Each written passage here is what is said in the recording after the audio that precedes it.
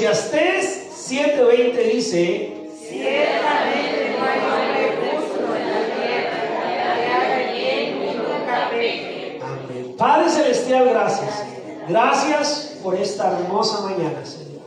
Gracias por este día de celebración. Gracias por este día, Señor, que recordamos que tú vives, que tú no estás muerto, Señor, que tú resucitaste para darnos vida y vida en abundancia, Señor. Padre, hoy continuaremos, Señor, como tú nos has guiado a través de tu palabra, pero recordando siempre que esta palabra es la que da vida, que esta palabra es la que de verdad, Señor, nos puede sacar a nosotros de nuestra mala manera de vivir, Señor.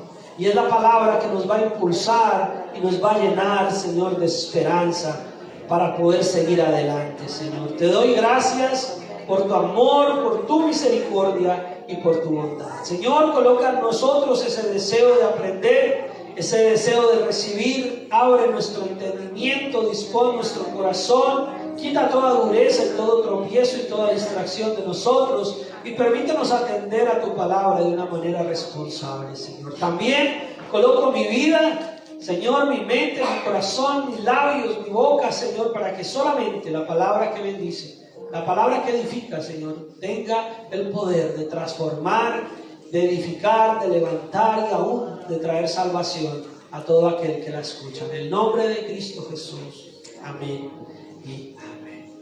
Y antes de iniciar con el mensaje, quiero darle la bienvenida al señor Luis Raño Cruz. ¿Dónde está el señor Luis Raño?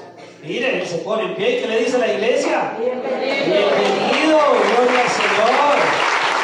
Bienvenido.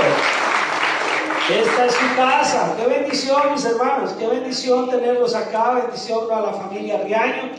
Gloria al Señor, mis hermanos. Dios es el que se encarga, ¿no? Dios es el que trae a su tiempo y fuera de tiempo. Y Dios es el que nos ayuda. Usted debe gozarse como hermano si el familiar de algún hermano está con él. Usted sabe como hispanos, que extrañamos a muchos seres queridos, ¿verdad? Amén. Entonces, aunque no sea el suyo, alégrese. Amén. Alégrese de que sea el familiar de otro que esté aquí. Amén. Alégrese de que sea el familiar de otro que pueda estar acompañando a su familia. Ustedes saben como hispanos, mis hermanos, que es parte y a veces de ese dolorcito chiquitico que a veces tenemos ahí y que gracias a Dios tenemos al Espíritu Santo y al Señor Jesucristo que nos fortalece, pero no deja de extrañar, ¿verdad? ¿O quién ya se le olvidó de sus familiares? No, ¿verdad que no? Entonces todavía tenemos ese sentimiento. Entonces alégrese, aunque no sea su familiar, alégrese, gócese, llore con el que llore y alégrese con el que se alegra. Ría con el que ría, alégrese, gócese, porque el Señor está en medio de nosotros. Bueno, mis hermanos, vamos a continuar con el mensaje, pero creo que veo a algunos que están sudando. ¿Sí? Veo a algunos que están sudando. ¿Creen que está muy caliente la iglesia? Yo creo que sí, ¿verdad? Yo creo que sí.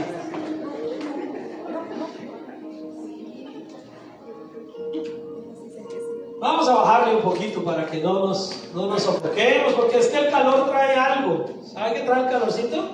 Sueño. Y no quiero que se me duerma. Entonces vamos a continuar con el mensaje, mis hermanos. Seguimos en el libro de Eclesiastés. Y entonces hay un tiempo, según el boletín, según como la dinámica que llevamos, hay un tiempo de más que verdad. Tiempo de más verdad. Y vamos a ir al libro de Eclesiastés capítulo 10. Libro de Eclesiastés capítulo 10.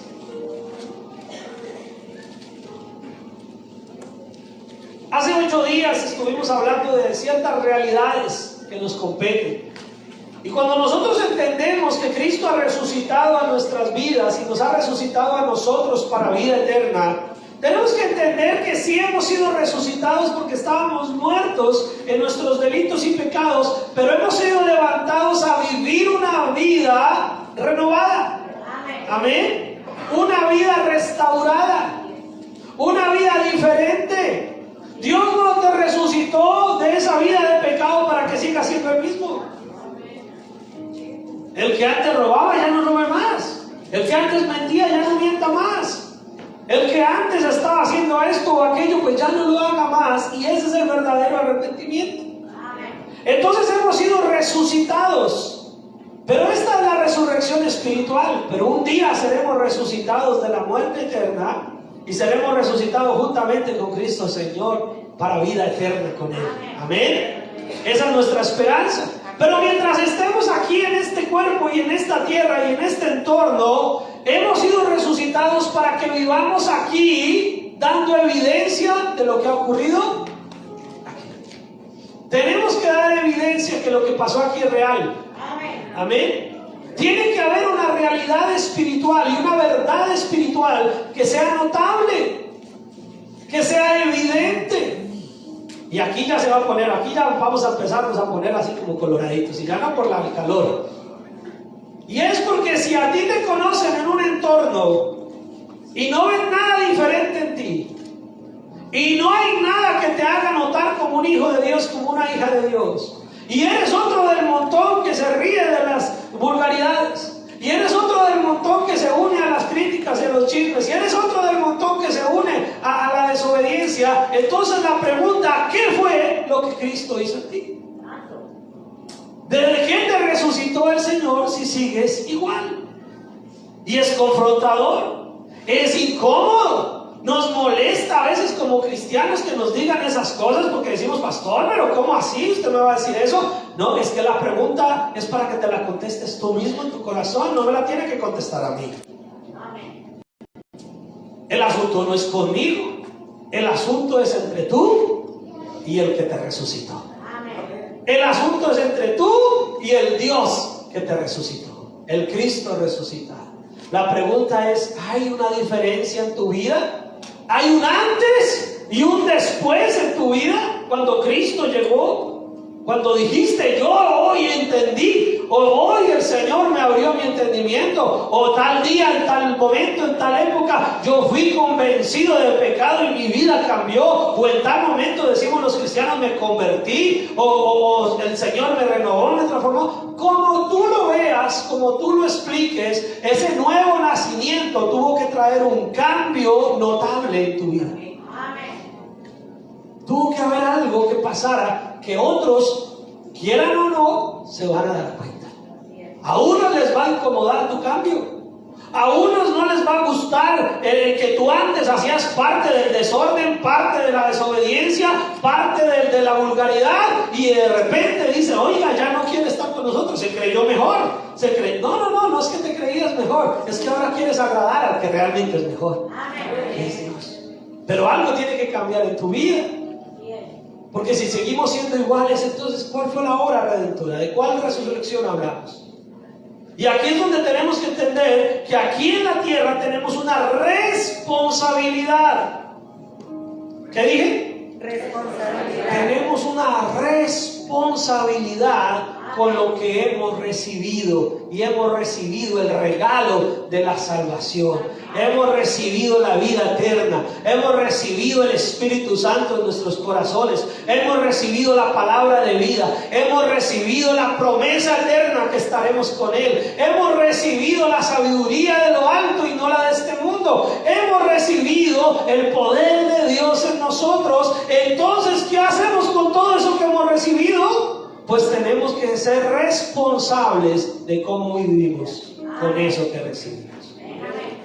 Eclesiastés capítulo 10 versículo 1 dice: las moscas muertas hacen heder y dar mal olor al perfume del perfumista. Así una pequeña locura al que es estimado como sabio y honorable. ¿Qué quiere decir esto, mis hermanos? Ahí hay una comparación, una analogía, una alegoría. Algo que nos está dando un símil, una forma de entenderlo. Así como una mosca muerta hace que aún un buen perfume se vea ¿qué? Desagradable, huela mal, le quita valor. Vaya usted a un restaurante fino, a un restaurante donde usted le saque por ahí $100 por un caldito, por una sopita, y que se lo sirvan y usted encuentre una mosca. ¿Se lo toma? Muchos, con tal de no perder esos $100, le echan carne ahí. Se toman el caldo con tu mosca. Pero esa mosca puede hacer que algo que tenía valor, ¿qué? Pierda valor. Algo que había sido hecho como un perfume con olor hermoso, con olor fragante, con algo hermoso que podía ser vendido en mucho dinero. Una mosca puede hacer que eso pierda ¿qué? Su valor. De la misma manera, una pizca de necedad es lo que está diciendo. Una pequeña locura, una pizca de necedad arruina la sabiduría y el honor que Dios te da. Hemos sido comprados y lavados con sangre, mis hermanos, la sangre del Hijo de Dios. Hemos sido comprados a precio de sangre, y eso no quiere decir que esa salvación haya sido barata. Escúchame esto, mi hermano, mi hermana, por favor, a mis amigos que nos visitan hoy. La salvación que Cristo gestó en la cruz del Calvario, no es esta, ¿no? Eso hay un ejemplo. Pero la salvación que Cristo hizo en la cruz del Calvario no fue barata. Costó un precio muy alto. La vida de un justo, la vida del único justo, la vida de un santo, la vida del único santo que no cometió pecado, se derramó en esa cruz por causa de nosotros. A veces tomamos muy a la ligera decir que es que la salvación es por gracia y que no nos cuesta nada. No, a nosotros no. A nosotros no nos costó nada, pero a Cristo le costó todo. Para Cristo no fue gratis, Él pagó un precio. Y esa salvación que tú tienes hoy en tu vida, ¿la tienes ahí o no la tienes ahí? Esa salvación que tú tienes ahí en tu vida le costó la vida a Cristo Jesús. Le costó su sangre. No fue barata. Esa salvación que tú tienes ahí es un perfume muy caro, para que entendamos el punto. Esa salvación que tú tienes ahí es un perfume costoso, el más costoso. No seas tú la mosca que arruina el perfume. No seas tú el que le quita ese olor y ese valor a eso tan grande. Porque Cristo Jesús lo dio todo por ti. Y algo que a mí siempre me ha impactado, y cuando yo entendí esto cuando era joven, era un adolescente, y cuando yo lo entendí, y es una de las cosas que más tengo grabadas en mi mente. Cuando yo lo entendí, lo comprendí, fue cuando yo dije, wow, Señor, no puedo vivir una vida mediocre. Porque cuando yo entendí que Él se había podido bajar de Él, que con todo su poder y su divinidad, siendo 100% Dios y 100% hombre, había podido bajarse de ahí.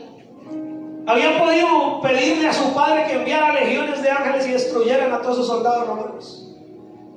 Que Él en su poder había sencillamente podido librarse de ese momento. Y cuando me lo explicaron a mí, o yo lo entendí, me dijeron, pero ¿sabe por qué no se bajó? Por ti. Por mí no se bajó. Cuando yo lo hice personal y entendí ese momento, se me olvidó que también salvó a otros. Y solo pensé en mí. Y dije, Jesús estuvo en esa cruz y pensó en mí. Y por mí no se bajó. Allá en esa cruz sabía que en los años 80, 90 iba a existir este personaje. Y veía mi maldad, y veía mi pecado, y veía mi desobediencia. Y dijo, no me voy a bajar por David. Y no se bajó por mí. Y murió para que yo un día tuviera la oportunidad de conocerle. Y para que yo encontrara en Él vida y salvación. Pero cuando usted ya quita mi nombre y pone el suyo, se pone más personal. Porque lo hizo no solo por mí, lo hizo por todos. Yo le estoy contando es que hubo un momento en mi vida en que yo lo entendí personal. Y que aunque no hubiera muerto por nadie más, y lo hubiera hecho solo por mí, era un precio muy alto que yo no merecía. Pero lo hizo por todos.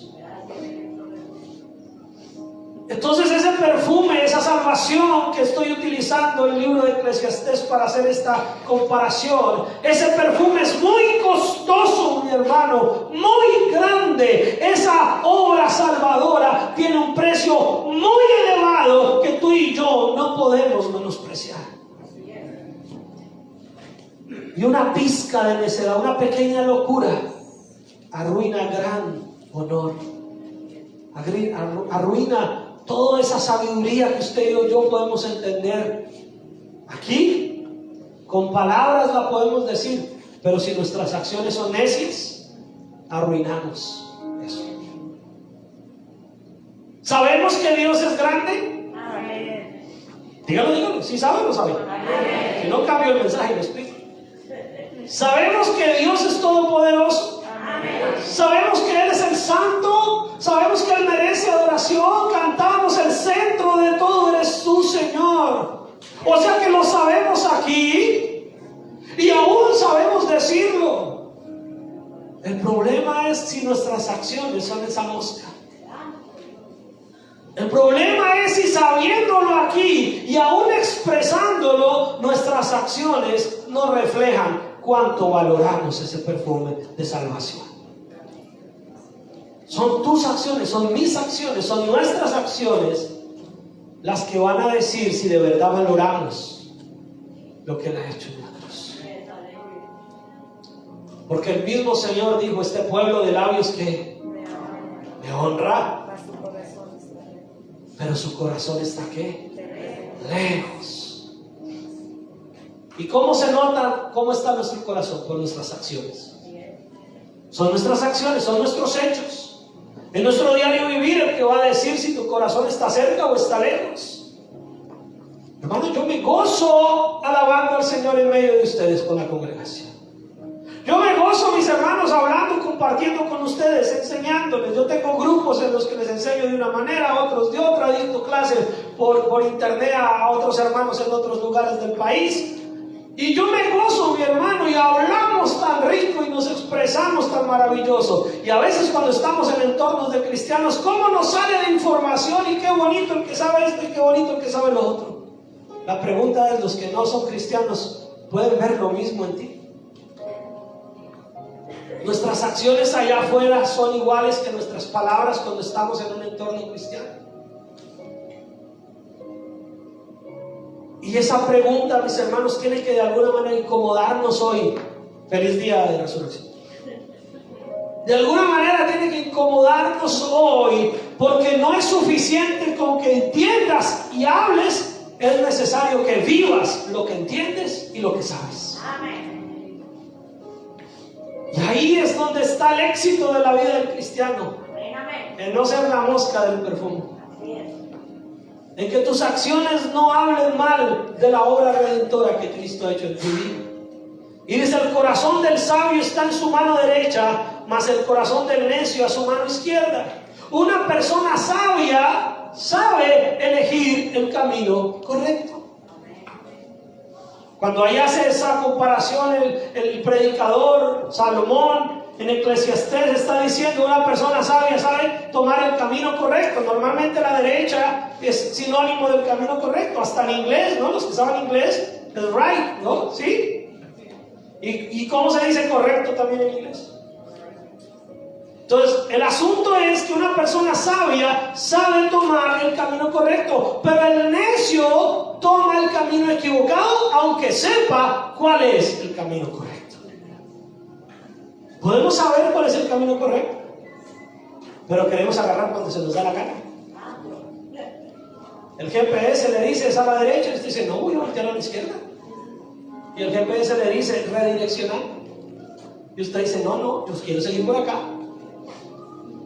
El Señor te está siempre dando la dirección correcta. El Espíritu Santo es mejor que el mejor GPS. El Espíritu Santo te está guiando. La palabra del Señor que se predica acá y en muchos otros lugares te está dando un norte, una dirección, un camino al cual debes tomar. Si eres sabio, lo tomas. Si entiendes lo que Cristo ha hecho en ti y quieres honrar ese gran regalo de salvación, tomas el camino correcto. Pero si decides ser necio, tomas el camino ¿qué? Equivocado. Aún mientras va el necio por el camino, le falta cordura y va diciendo a todos que es necio. Se puede identificar, mis hermanos, a la gente necia simplemente por ver cómo andan, cómo viven. Ahora, la pregunta que nos surge a nosotros y que es incómoda para nosotros, y que hasta yo, hermanos, yo cuando preparo los sermones digo, ¿de verdad voy a decir esto? Pero la pregunta incómoda para nosotros como cristianos es que a veces pensamos que el necio es el impío, el pecador, el que no conoce de Cristo. Decimos, esos son los necios. Déjenme corrijo, esos son ignorantes. Necio es el que sabiendo hacer lo bueno, no lo hace. Ese es el necio. El ignorante ni sabe que tiene que hacer lo bueno. Pero si tú ya y yo hemos sido iluminados con la palabra y no la queremos cumplir, no somos ignorantes, somos necios. ¿Aló? O ay, ay, ay.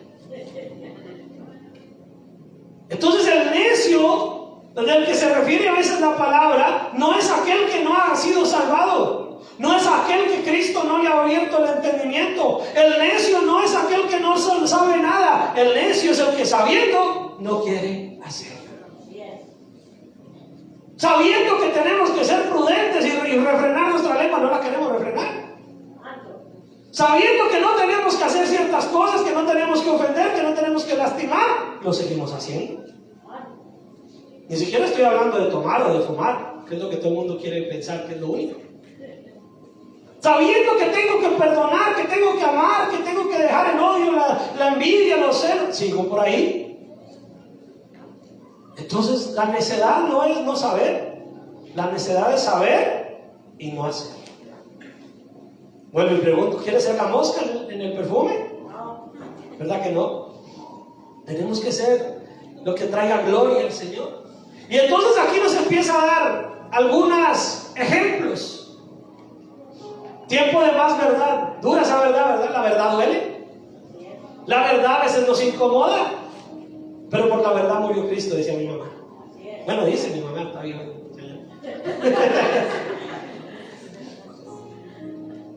Cristo murió por la verdad. Y si queremos un tiempo de más verdad, pues tenemos que saber que la verdad a veces duele e incomoda. Pero dice, si el espíritu del príncipe se exaltare contra ti, no dejes tu lugar, porque la mansedumbre hará cesar grandes, ¿qué?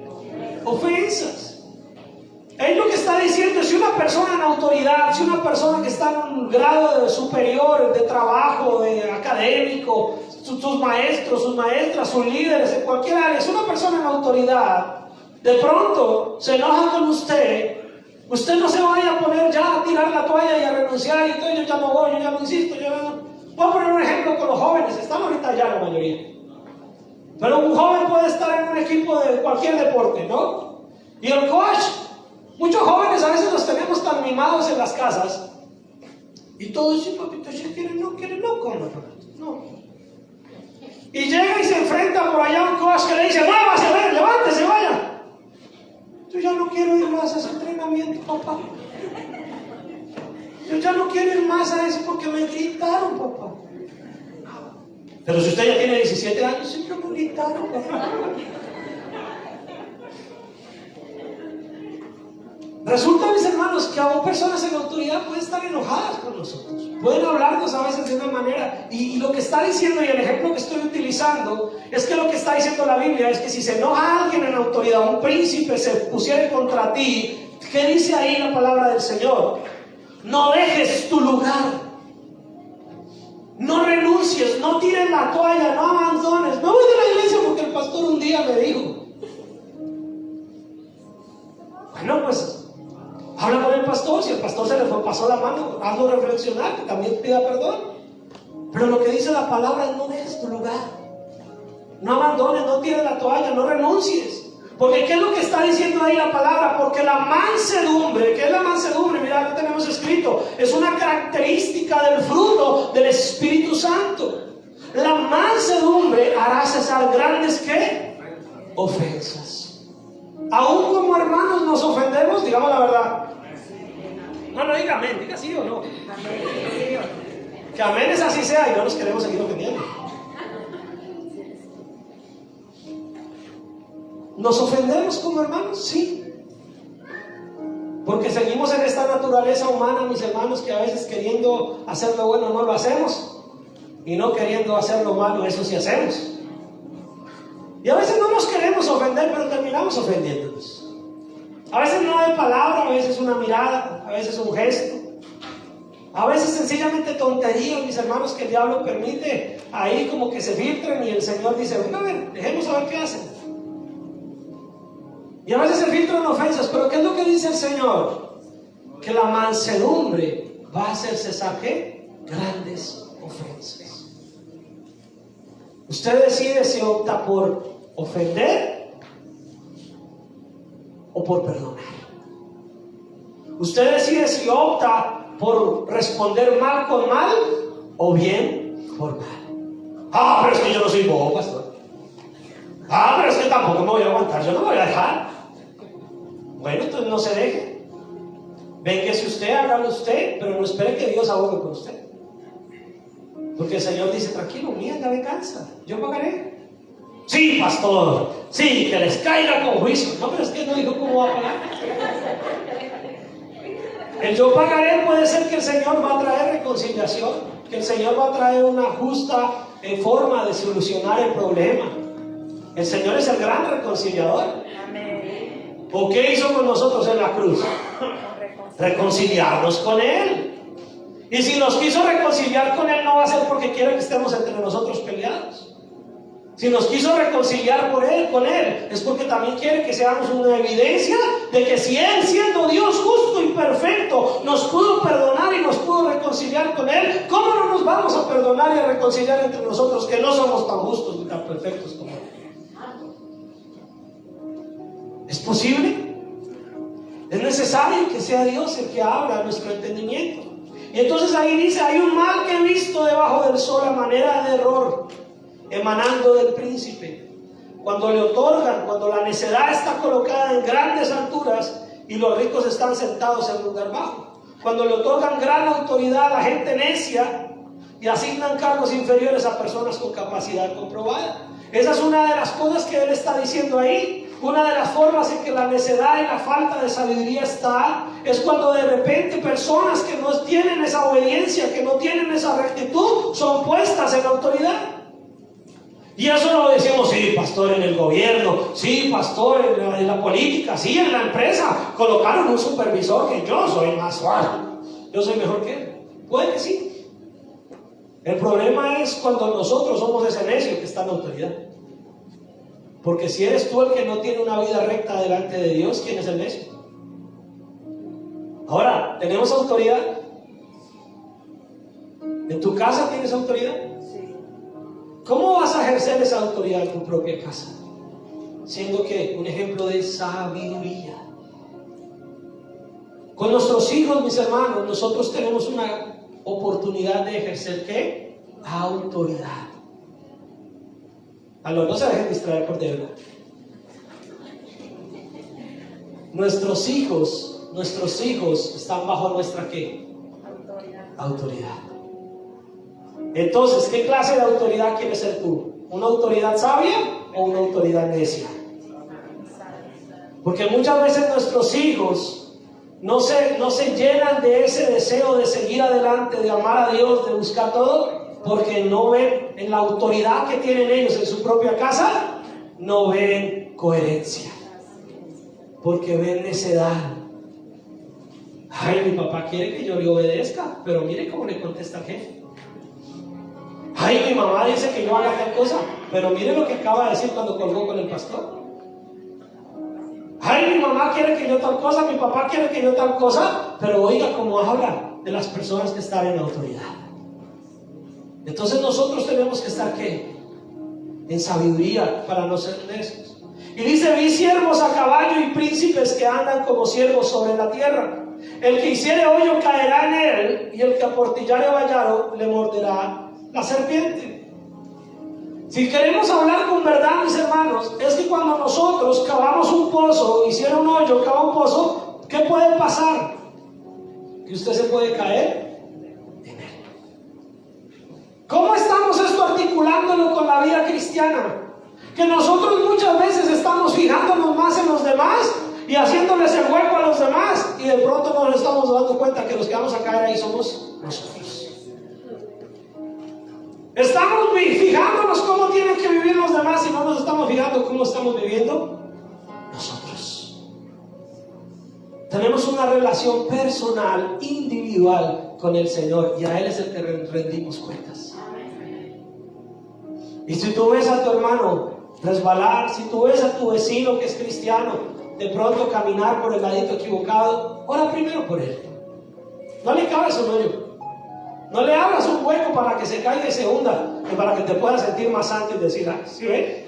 No lo cabes, porque puede ser el hoyo en que tú caigas. Más bien ora por esa persona, levántala en amor, levántala con fe. Cuando nosotros estamos buscando lo que no se nos ha perdido, mis hermanos, y estamos de pronto mirando tanto a los demás y olvidamos mirarnos a nosotros mismos, muchas de esas cosas con las que nosotros a veces criticamos a otros se vuelven espada para nosotros mismos.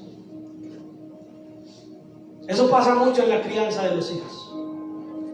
A veces criticamos mucho como otros critican a sus hijos, cómo crían a sus hijos, sin olvidar que en la casa tenemos unos. Preocúpate más bien por cómo estás criando a tus hijos y sé ejemplo para que otros, sin que tú digas nada, quieran imitarte. Pero a veces estamos mirando como, ay, mire, el vecino, yo fuera, yo le diría, mire su casa, mire su hogar, y ahí haga su tarea. Y no cabe hoyo donde usted también puede caer. Amén. Quien corta piedras se hiere con ellas, al que parte leña en ello peligra. Mis hermanos, siempre que nosotros nos metemos en un camino riesgoso, podemos salir, ¿qué? Lastimados.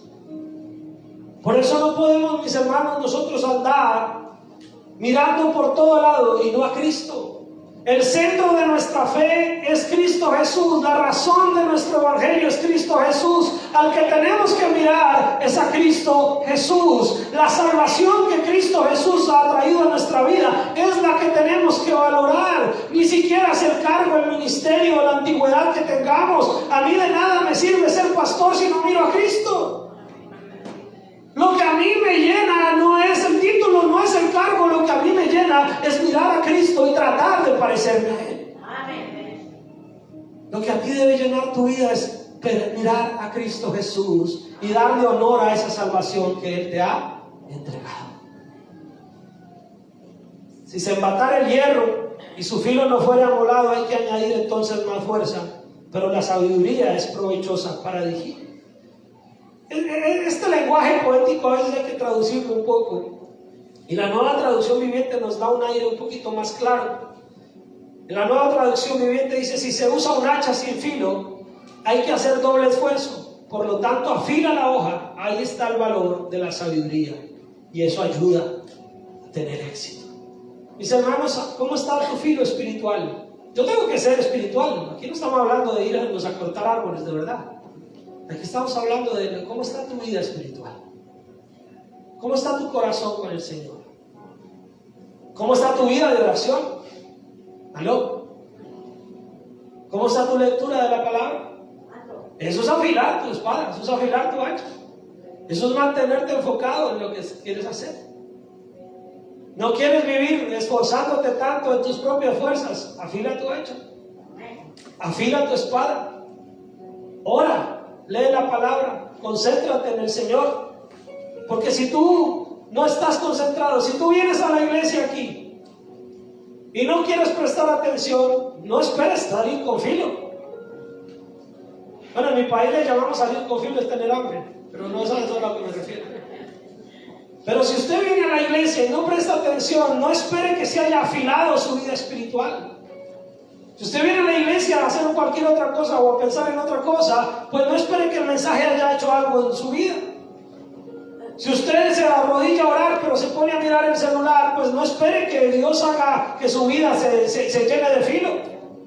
Si usted se pone a leer la Biblia pero no está realmente concentrado en decir: Señor, háblame a mi vida, sino está pensando en más bien cómo se le aplica a otro, pues no espere tener filo en su vida. Si usted quiere afilar su vida, tiene que tener una sinceridad y una honestidad en su búsqueda con el Señor. Oiga, pastor, usted vino bravo hoy de día de resurrección. No, mis hermanos, quiero que si estamos resucitados se note. Quiero que si estamos resucitados sea evidente. Y usted dirá: pastor, pastor, usted está muy preocupado por la gente que nos ve allá afuera. ¿No sabe quién le importa que nos vean? Sus hijos. Esos niños que están ahí, yo quiero que nos vean a ustedes afilados. Me interesa que esos niños, que esos jóvenes vean. Si usted no se gana a nadie por fuera, que sea, gánese a su propio hijo. Gánese a su propia familia, aunque sea. Que ellos vean coherencia en usted. Que ellos vean en usted a alguien que tiene el filo espiritual bien finito. Que digan, oiga, mi papá, mi mamá, mi tío, mi abuelita, mi hermano, mi familiar, oiga, de verdad, yo quiero ser como mi tío, yo quiero ser como mi papá, yo quiero ser como mi mamá, yo quiero ser como mi abuelo. Por eso yo no voy tan lejos, mis hermanos, me quedo en el hogar. Me quedo ahí en su propia familia. Me quedo en estos niños que me importan, me quedo en estos jóvenes que me importan. Porque ellos no son tontos, ellos saben, mis hermanos. Así que si nosotros andamos en camino peligroso y no afilamos nuestra espada, no afilamos nuestra hacha, ¿cómo vamos nosotros realmente a vivir una vida sabia?